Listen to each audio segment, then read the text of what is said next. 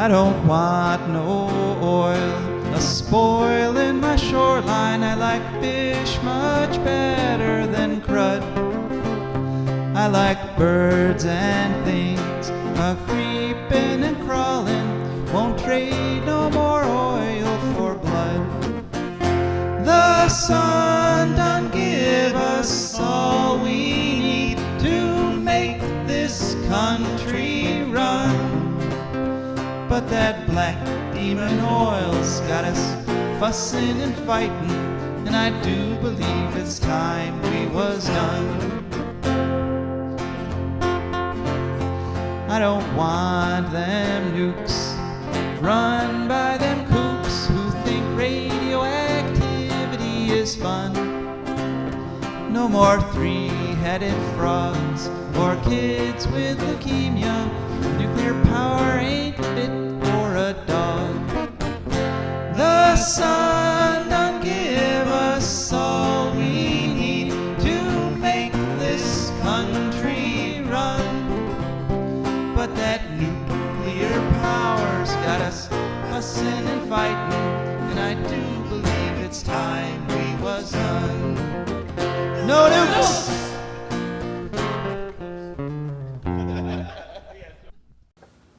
Good morning, Toledo, and good afternoon, Columbus, and hello to those of you listening on the internet, wherever and whenever you are. My name is Joe DeMare, and I am here with my earnest co-host, Rebecca Wood. Yes, together Rebecca and I will craft an unbelievable hour of radio called For a Green Future.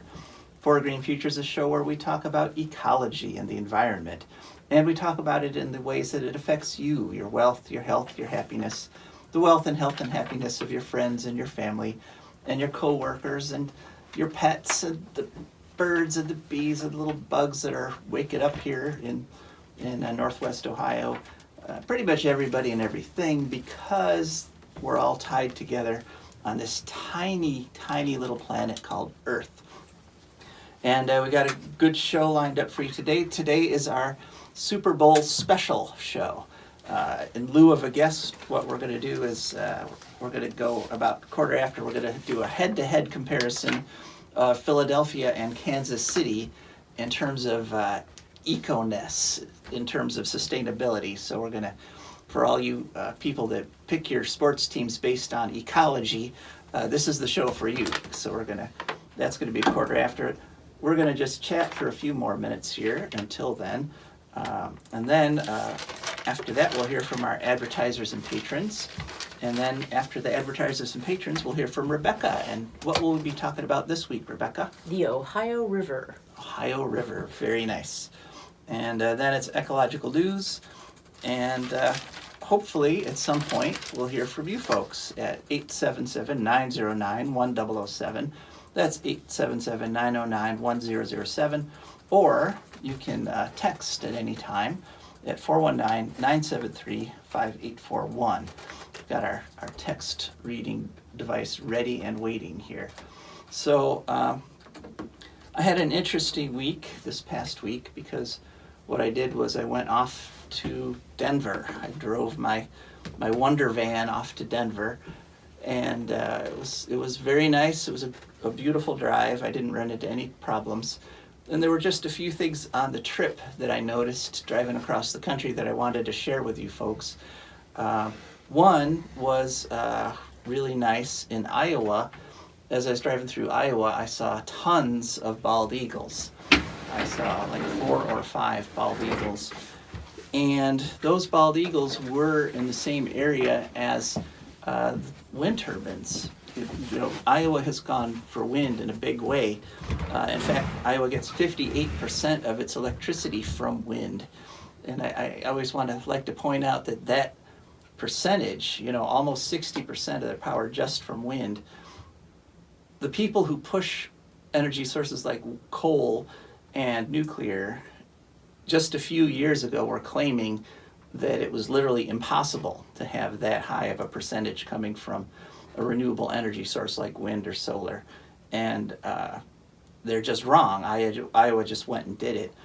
But one reason it was particularly nice was that I was watching those bald eagles, and then there were wind turbines right there.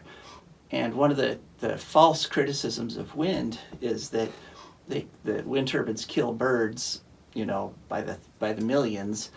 And there's so many other things that kill more birds, including cats and buildings and cars.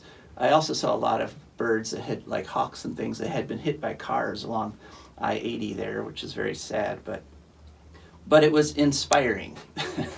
It was inspiring to see eagles flying around right within sight of the big wind turbines that are producing carbon-free electricity for Iowa and Iowans. And so this idea that we can't put up wind turbines because it will eliminate birds, that idea is just wrong, and I actually saw it firsthand. And that supports other observations I've made through the years. Back when I had a company that put up wind turbines and solar panels back in New York, I called it New York State Alternative Energy Corporation. One of the things I did was I went and spent a day, literally, at a wind farm. I just pulled my car up and parked it at dawn and just sat there and watched the wind turbines for an entire day. And I saw hawks flying in and out of the turbines. I saw crows literally going in and out of the blades like they were playing with them. I saw, other birds. I saw sparrows. I saw flickers. I saw all kinds of birds not get hit during the entire day that I spent just watching wind turbines. So just a reminder that the idea that wind turbines we have to choose between wind turbines or birds, that is not true. We can have both wind turbines and birds, and I saw that myself in Iowa. Driving through Nebraska, which is the hardest part of every drive, and in fact, it's funny, people in Colorado and talk to me about how terrible Nebraska is. But driving through Nebraska, I was listening to a local radio, and I heard a story on the AM radio. One of the people in the Nebraska state government has proposed a $10 bounty on coyotes, raccoons, possums, badgers, foxes, and skunks.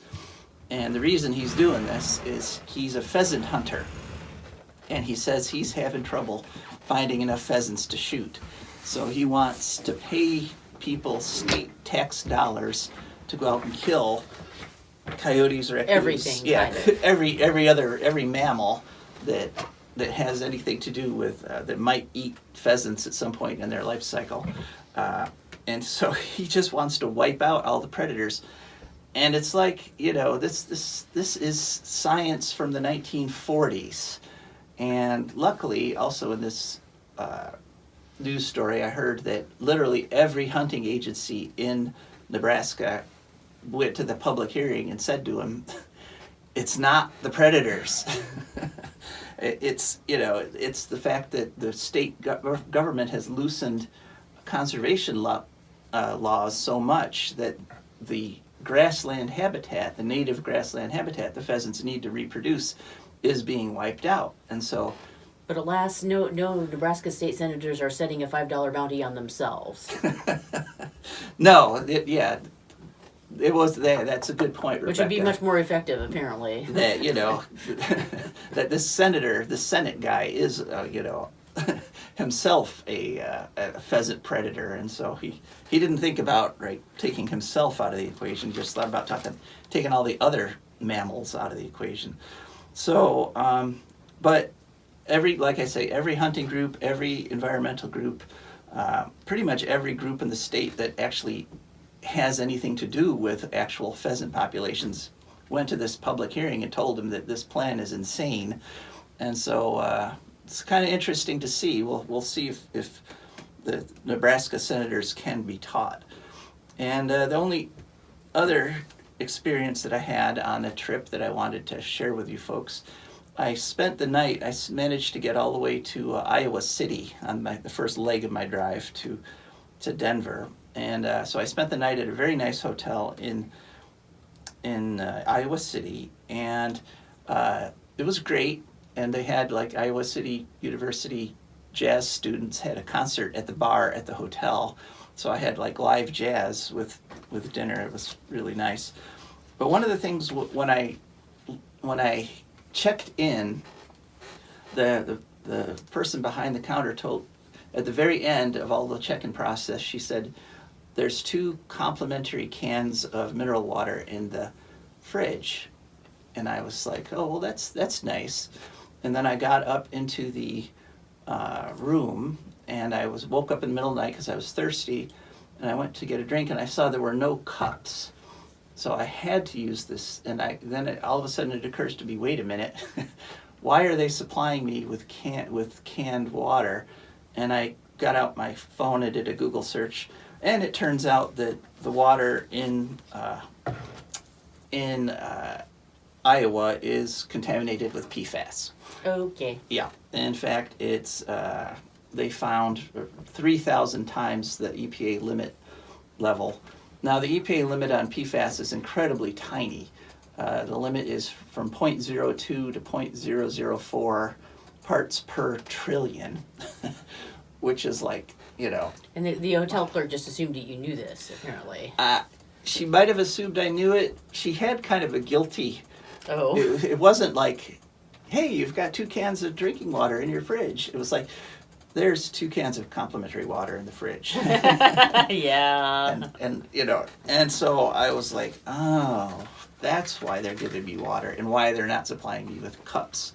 Because, Iowa has a problem with PFAS. Now, part of what's going on there is that they can only test, the laboratories, it's very difficult to detect something at parts per trillion.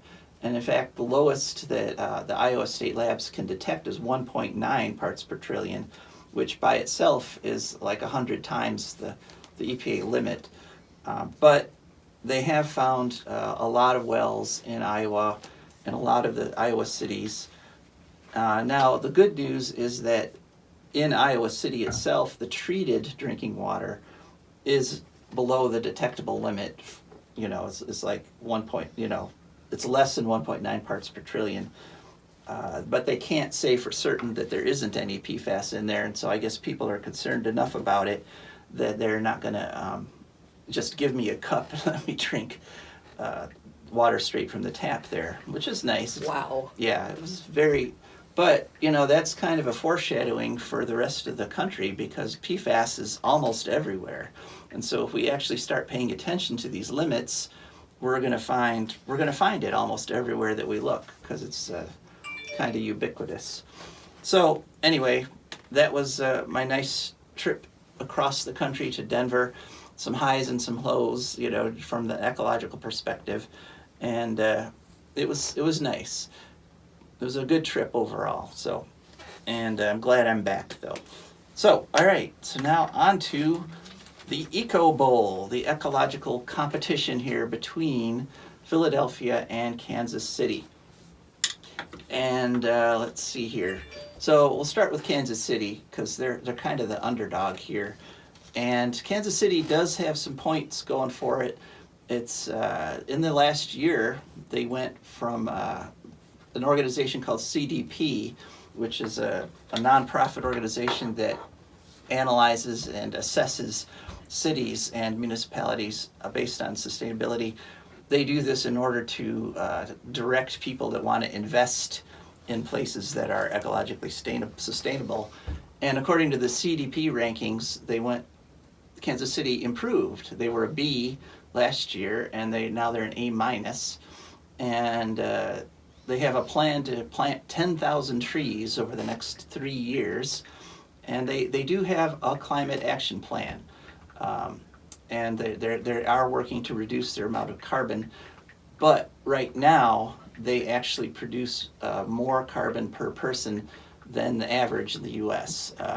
The average Kansas City person puts 18 tons of carbon into the atmosphere every year versus the average U.S. person who puts 16 tons. What do you get? 16 tons. Another day older and deeper in debt. Wonder why that is. Does everybody, they're even more fonder of cars than us? Well, that is a big chunk of it, is the transportation. There's very little public transportation Right. in Kansas City, and it's so spread out, everybody's got to drive to everywhere else. And so, that's a big part of it. Now, the world average, you might be interested to know, is 5 tons per person. So Okay. the U.S. has 3 times the average of the world, and Kansas City people have almost 4 times the world average. Now, a negative against it, Kansas City does not have an Office of Sustainability, so they don't have anybody that's, whose job it is to make sure that the city is following its climate action plan. They just sort of spread that out amongst the other city departments, but so that's a strike against it.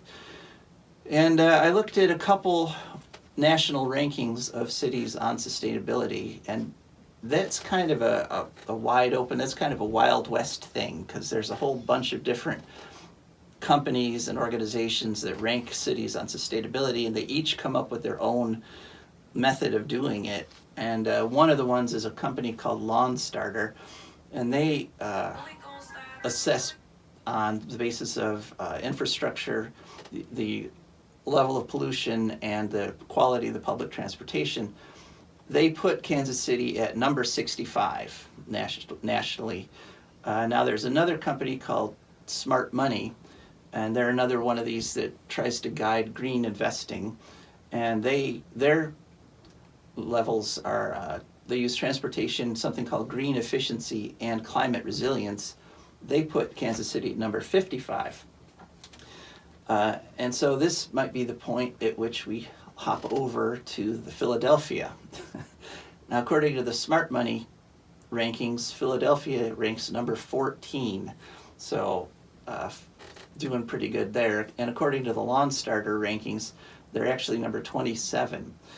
And Philadelphia does have an Office of Sustainability, and one of the things that office does is it gives micro grants of up to $2,000 for people in Philadelphia to use to put in LEDs, to buy electric stoves versus gas stoves, to put insulation in their house. So, $2,000 can really sort of jumpstart it. If you need to do a project like that, that's a good chunk of money. And so they're directly subsidizing the people who want to be more energy efficient. One of the reasons they do that is that utility costs in Philadelphia are really high. In fact, utility costs are 86% higher in Philadelphia than the average in the US. Their per person carbon is 13 tons. And so they are below the US average per person carbon as much, they're below it by the same amount that Kansas City is above it, so they kind of balance each other out there. But sustainability is a big part of the entire culture in Philadelphia. It's like one of the things everybody cares about. And in fact, what they care about it so much that starting last year, in fact, back in October, they had the first annual Sustainable Philadelphia Awards. And it was a huge deal, hundreds of people, and it's a really big thing that people in Philadelphia care about. That's very interesting, because they're a coal state traditionally. Yeah, Pennsylvania, right? They were traditionally coal, but since 2006, Philadelphia has managed to drop the amount of carbon it produces by 20%. All right. So even though they dropped their carbon by 20%, they have a team that's going to the Super Bowl. So there you go. So much for these people that say if we get off carbon, we're going to have a lower quality of life. Exactly. No. Yeah. Clearly that's not true. This proves it. In fact, maybe, right. In fact, maybe dropping your carbon helps your team get to the Super Bowl, And in fact, this brings me to the reason that this year, in this year's Eco Bowl, Philadelphia just blows Kansas City out of the water. They're overwhelmingly favorite in our rankings, because way back in October of 21, we actually interviewed a fella named Norman Voschult, and you can go back in our podcast or our YouTube versions, and he is the director of customer experience, fan experience, in Philadelphia for the Eagles, because the Eagles have literally the most sustainable stadium in the country, in the NFL. They work on recycling. They work on, they make sure they have nothing but LED lights. They have transportation, public transportation to the games, so that people don't have to drive to the games. They're doing carbon offsets with. They actually are purchasing seagrass. They're purchasing huge areas of the coast there where seagrass is being planted, because it turns out seagrass actually sequesters carbon better than forests do.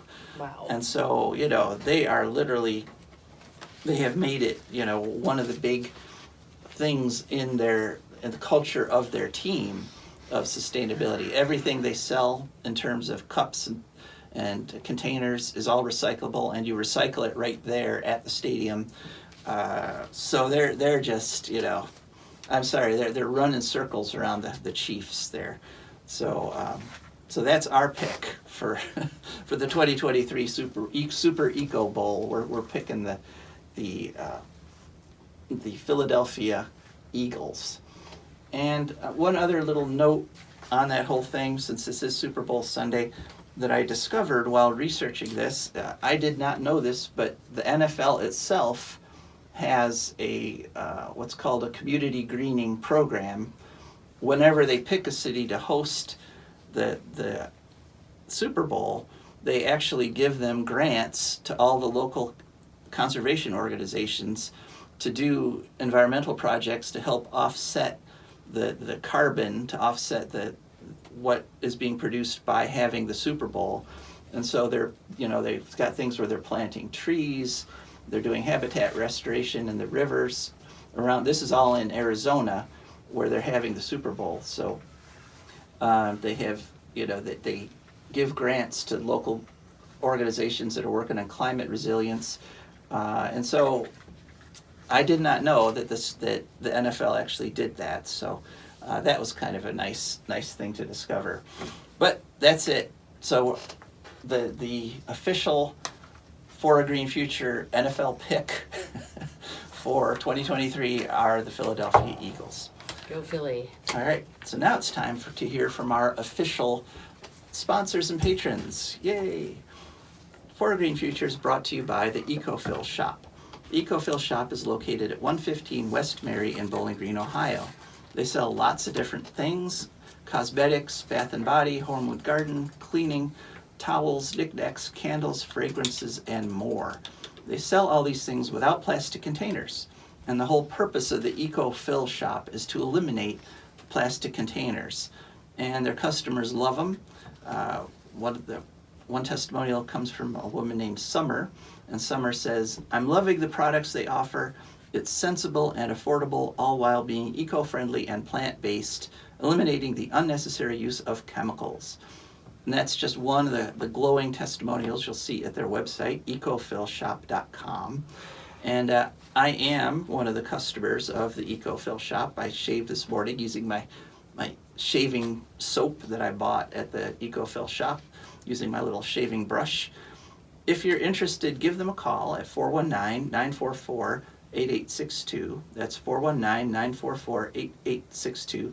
Talk to the owner, Jossie, who's very passionate about environmental issues. Or you can also check out their website, ecofillshop.com. Or better yet, just drop in at 115 West Mary in Bowling Green. That's the Ecofill Shop. And be sure to tell them that Joe sent you from For a Green Future, because I was talking with her, and she has had an uptick in customers, but she's not sure that any of them are coming from what they're hearing on this show. And so it really just helps us out if you let our advertisers know that you heard about it here. Okay, For a Green Future is also brought to you by the Wood County Park District. The Wood County Park District is a natural resources conservation agency. They're protecting natural spaces, maintaining quality green spaces, provide engaging programming, and they teach people to love and respect nature. They restore wildlife habitats, and they lead people on outdoor adventures. Wood County Parks protects natural spaces in Wood County for all to enjoy, from 8 a.m. to 30 minutes past sunset every day of the year. And there's several ways to find out what they're doing every day of the year, and that is you can call them at 419-353-1897. That's 419-353-1897. You can go to their website, wcparks.org, or you can find them on social media, Facebook, Instagram, and so forth. Just search for WC Parks. And it's also important to remember that they have very nice public spaces that you can rent, like at the WW Knight Park in Perrysburg, for example. They have a really nice big old meeting room. So if you're looking to do some sort of big meeting, give the Wood County Park District a call.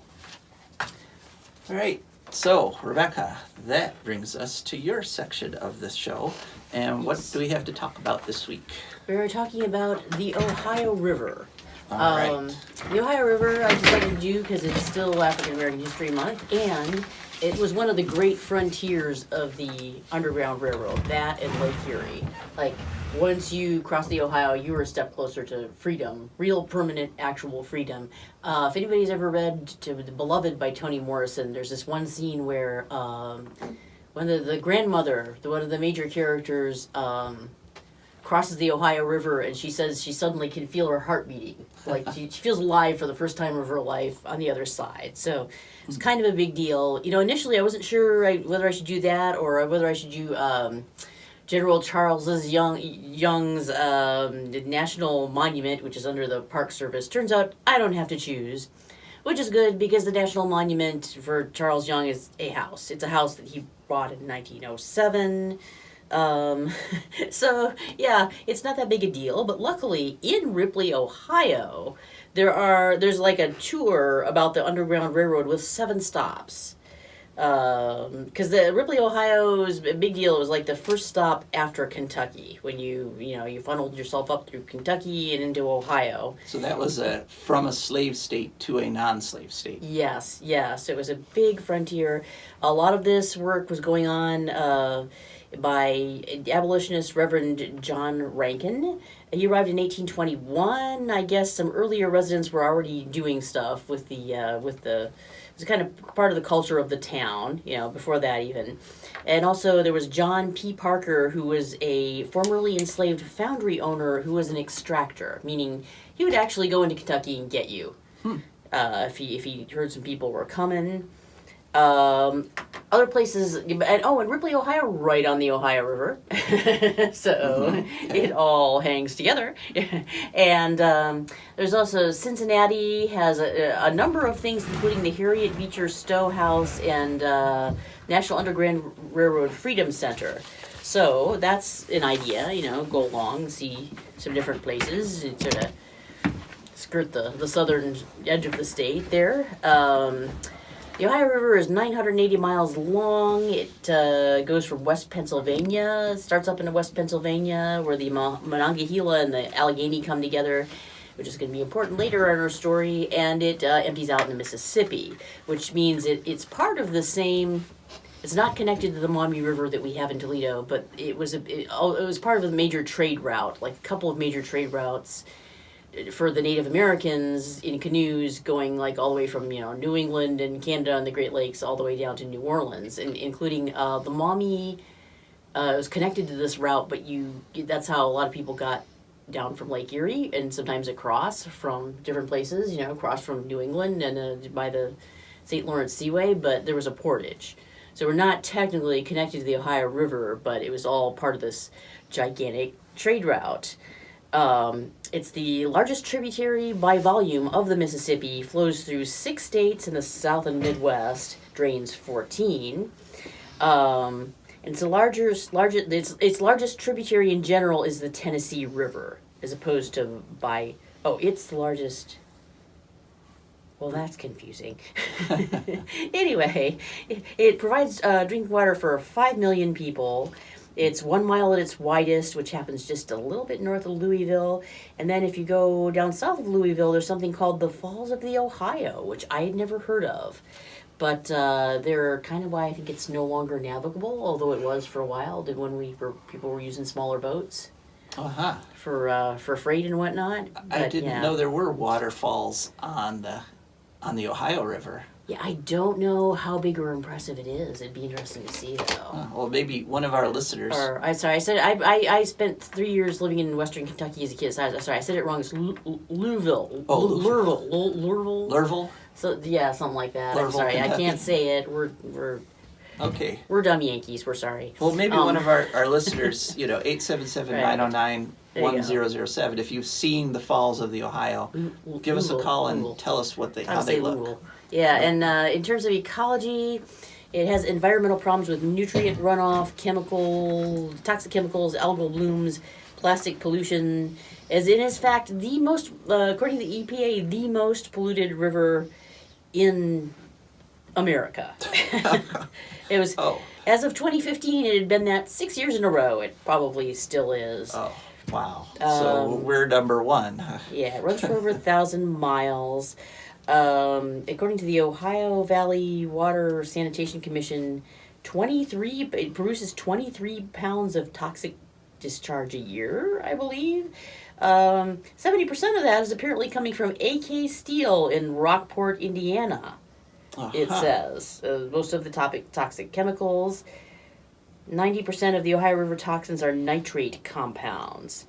It also has 300 pounds of mercury that comes out of it every year, mostly from power plants, mixing pools, which is just basically where water from power plants is diluted, as far as I can tell. Okay. And since everybody's all excited about the change of derailment in Columbiana, and it's things catching on fire in Ohio again.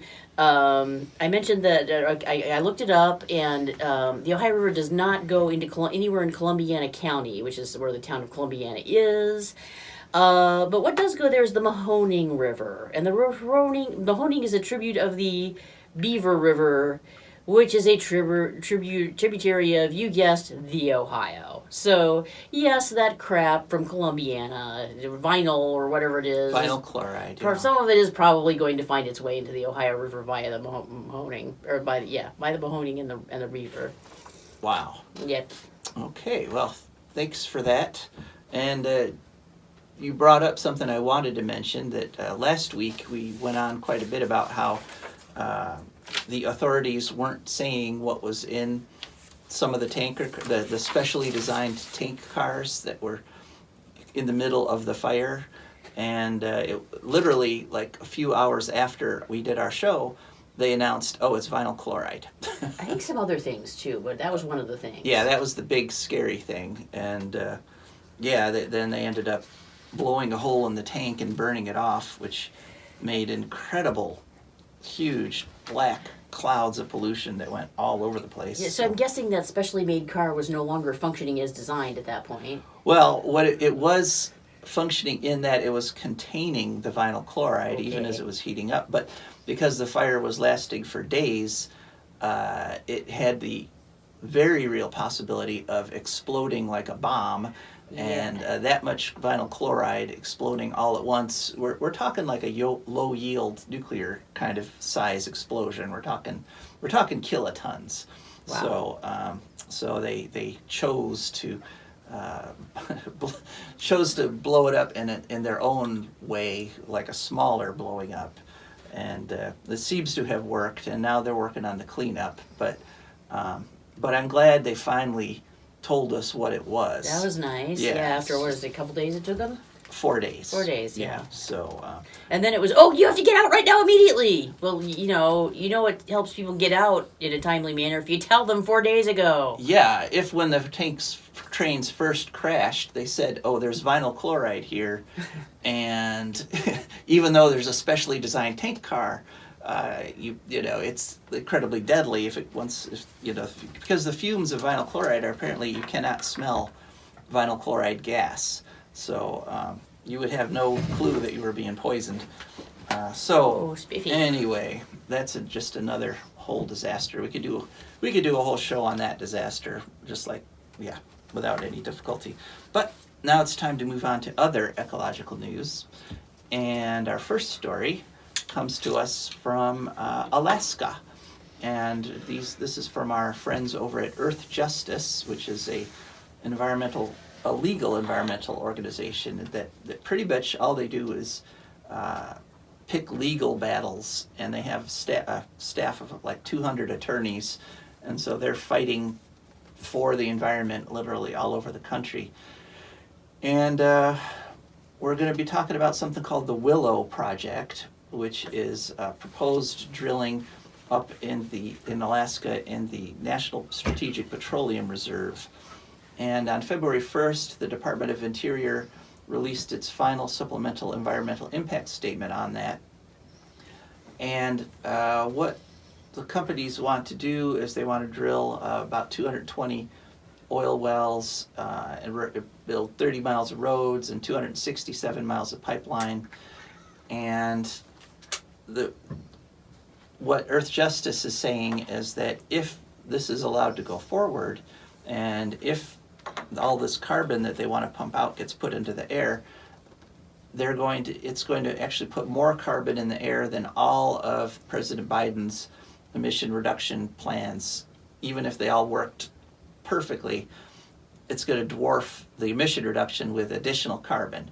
In fact, what they're saying is that these oil fields would put 260 million metric tons of CO2 into the air, whereas if you do the math, everything Biden has proposed in terms of tax credits for wind turbines and EV plug-in stations, all that would only reduce the amount of carbon going into the air every year by 129 million metric tons. So just about, it would put double the carbon that Biden is promising to reduce into the air. So they're challenging it in court, and so because they put the final environmental impact statement out on the 1st of February, they're taking comments until the end of February, and so people can get on there and say, don't allow this to happen. There's no final decision yet, but if it did happen, another measure this would put roughly the same amount of carbon in the air as 66 coal-fired power plants. So that's a lot of carbon that we do not need going into the atmosphere.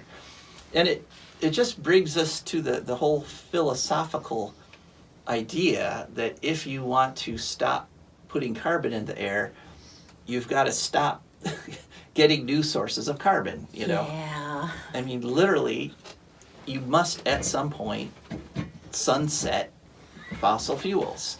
So, a lot of politicians, like Biden, they kind of have this all of the above, oh yeah, we'll put up wind turbines and we'll put up solar panels, but we'll also go ahead and open up brand new oil fields and new coal plants. And it's like, no, that doesn't work. That means we will continue to be accelerating the amount of carbon we're putting in the air. So this is really kind of a, where do you actually stand, Joe Biden question? Because if they approve this, it's going to more than wipe out all the good stuff he's planning to do. But if he opposes it, he's going to take political heat, because a lot of conservative Republicans are going to say he's to blame for the cost of gas going up, which, by the way, the cost of gas has dropped quite a bit. Although on my drive across the country, I saw a whole bunch of variation. I saw gas from $4.50 a gallon down to $2.50 a gallon. But gas prices are coming down. But again, even if gas prices are low, which is good for people and their personal finances, we have to move away from gas. And the more that we switch over to electric cars, and I did see a fair number of electric cars on this trip, which was very encouraging. The more we switch to electric cars, the less demand there is for gas. And so those of us who are driving electric and hybrid cars, we are actually lowering the gas prices for you folks that are still driving the pure internal combustion engines.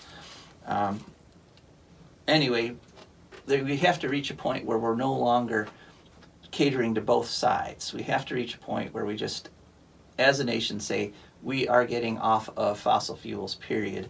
And the sooner that happens, the more likely we are to survive. Okay, on to another story, story B. This one is in the February 4th edition of phys.org, phys.org. I believe it stands for physics. There's a concern out of the University of Canterbury in New Zealand. They are worried about rockets wrecking the ozone. And they published an article in the Journal of the Royal Society of New Zealand, which sounds very nice.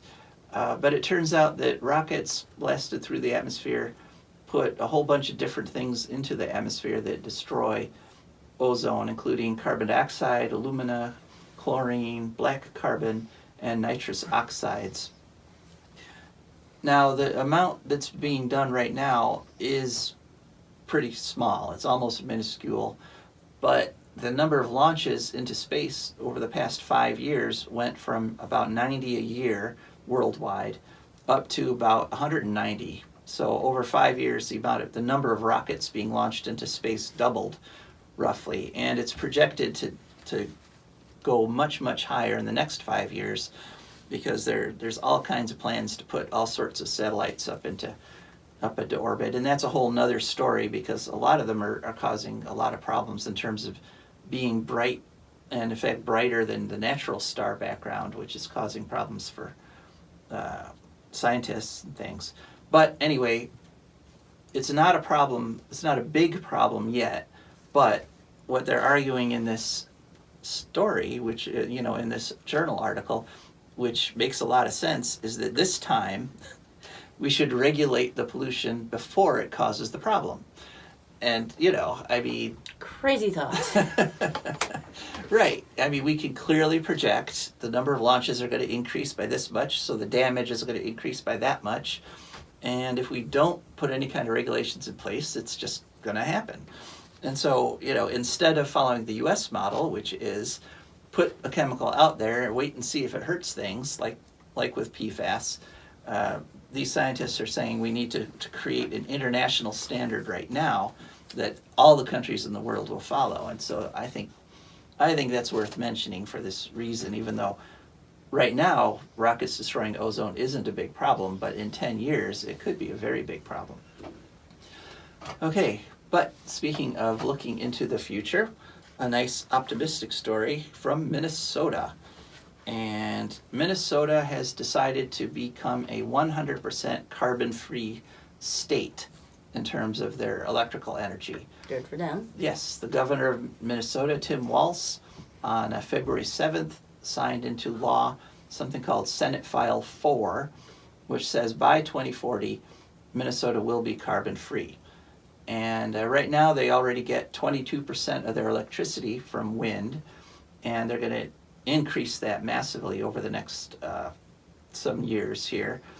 And they actually are well on their way to this because from 2005 to 2020, they cut the amount of carbon that they produce by 54%, which is great. And the big difference here between Minnesota and, let's say, Ohio is that all the Minnesota public utilities, like Xcel Energy, are on board with this. They think it's a great idea, and they're helping to do that, and they're helping their customers to cut their carbon. And as opposed to Ohio, where we have companies like First Energy that keep us locked into coal and natural gas and other carbon producing sources of energy.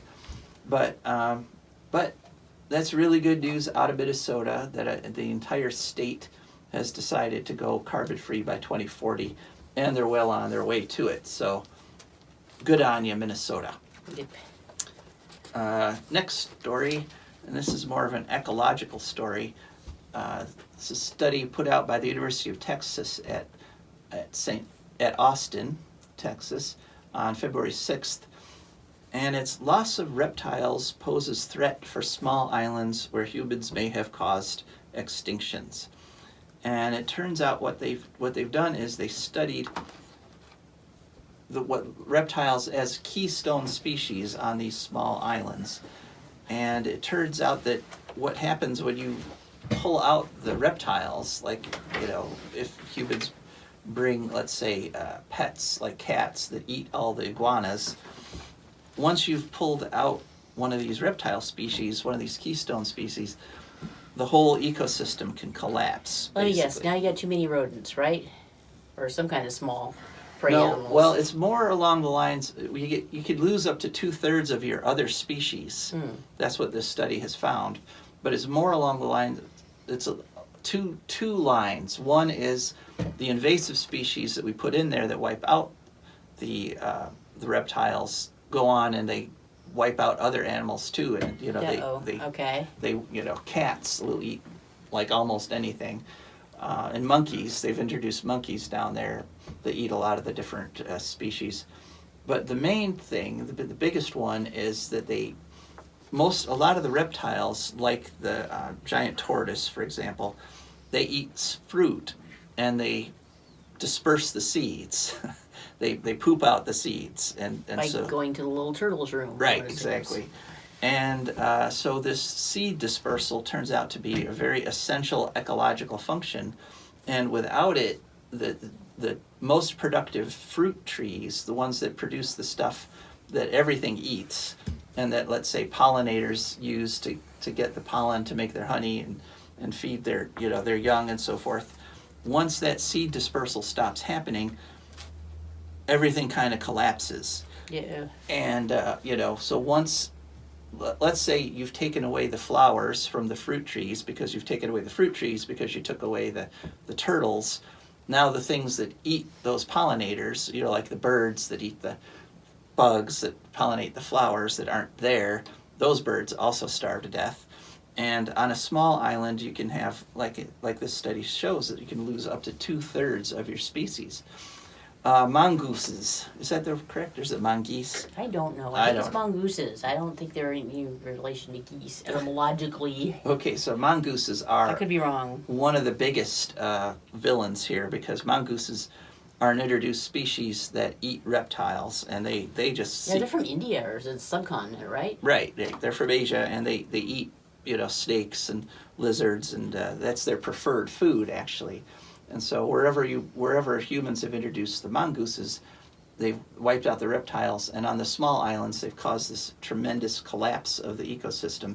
Now the larger islands that have more species turn out to be more resilient. So like the biggest islands down there, Cuba, Jamaica, Puerto Rico, and Hispaniola, they still have 80 to 98% of their original species. So, but it's the smaller ones that have, more specialized animals that evolved on those little islands. I know we all love mongooses because of Ricky Tikki Tavi, but Yeah, too much of a good thing. definitely. So, so that's just an interesting ecological study that reminds us that you don't really know who the keystone species is until you remove it. And then once you remove it, it can collapse, and it can be too late. Now, they also did some studies that show that if you reintroduce a similar reptile, like there's the green iguana, for example, can fill a lot of the same ecological niches as iguanas that got eaten by mongooses. And there are other turtles or tortoises that can fill the same ecological niche as the giant tortoise. And when you reintroduce them, the ecosystem can rebound. And so just, another example of the resilience of nature. But if you keep the invasive species, your reintroduction may not work. The mongooses might just eat the new reptiles that you've reintroduced. So you've got to respect the ecological network, the niche, and the ecological net that got created in the island where you're at. So that's an interesting ecological study. And for the final thing I wanted to talk about this week, and don't hesitate to hop in here, we still got lots of time for a call at 419-973-5841, or a text at 419-973-5841. Wait a minute.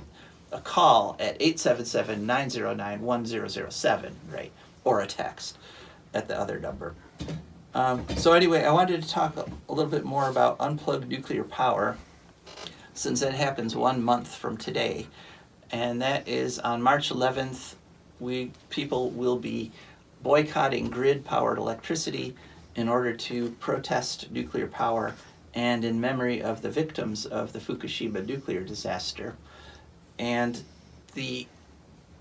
this year's Unplugged Nuclear Power is promising to be like really like a record one, because a lot of organizations have already come on and said that they're going to participate, like Beyond Nuclear and San Luis Obispo Mothers for Peace, and our friends up in Michigan at Craft. And a lot of these organizations are sort of working it into their own events that they're going to have on March 11th. So all that we ask people to do for this is to use as little grid electricity as they possibly can for the 24 hours of March 11th. And for some people, that just means turning off extra lights, limiting the amount of Facebook time for that day. That's level 1. Level 2 is you only use essential things for electricity, like just leave your sump pump and your refrigerator on, but other than that, don't use any electricity that day. Level 3 is disconnect from the grid for 24 hours. So just go down and throw that main breaker. And if you're going to do that, you'd better have some backup power for your essential stuff. So that one takes some planning.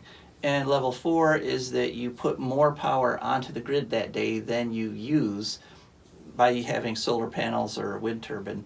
And so it's a really simple activity. It's a real simple direct action that anybody can do anywhere who's connected to the grid.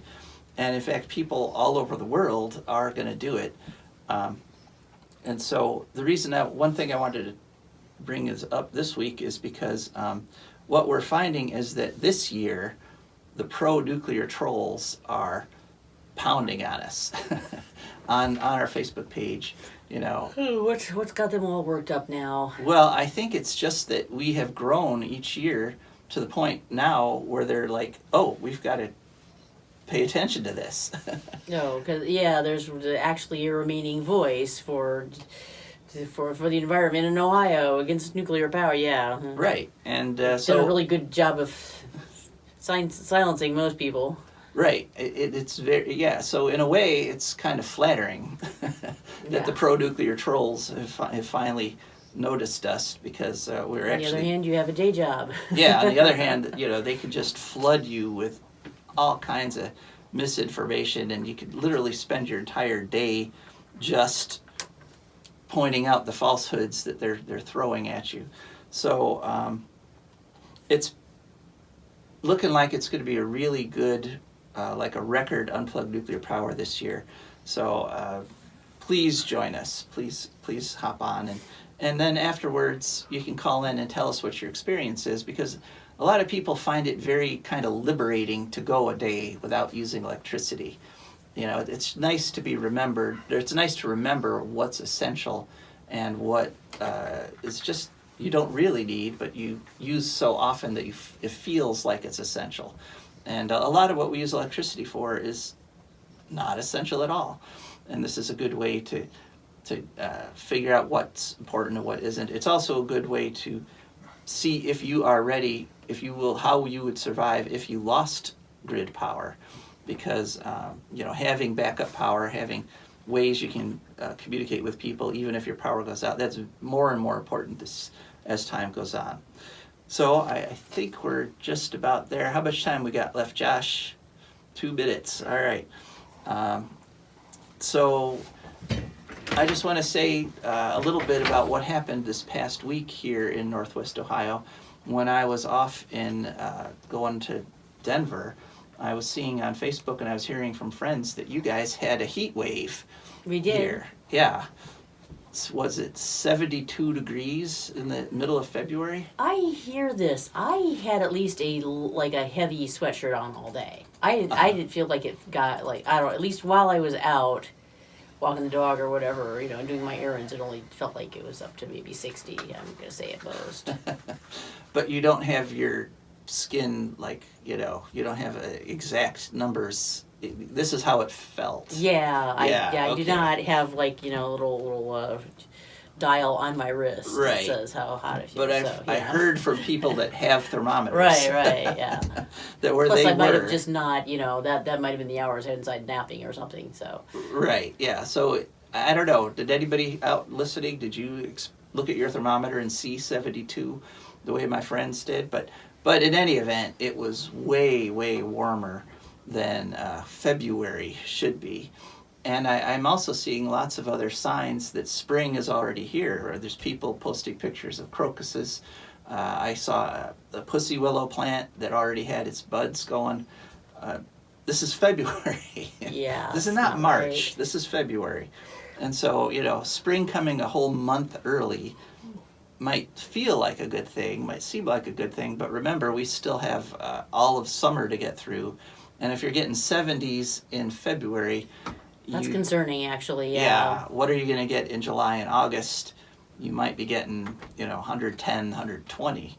So global warming is not a good thing, folks. It might feel good to get out in a nice warm February day, but there's a price to pay.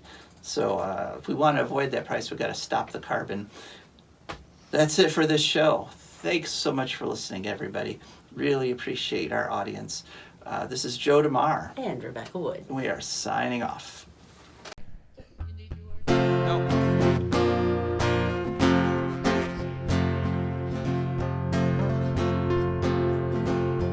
I don't want no oil, a spoiling my shoreline. I like fish much better than crud.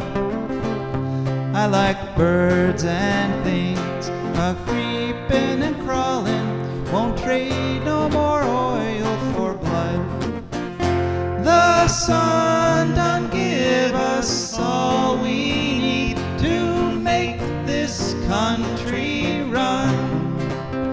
But that black demon oil's got us fussing and fighting, and I do believe it's time we was done.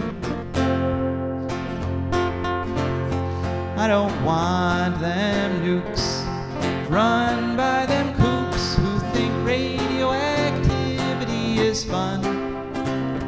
No more three-headed frogs or kids with leukemia.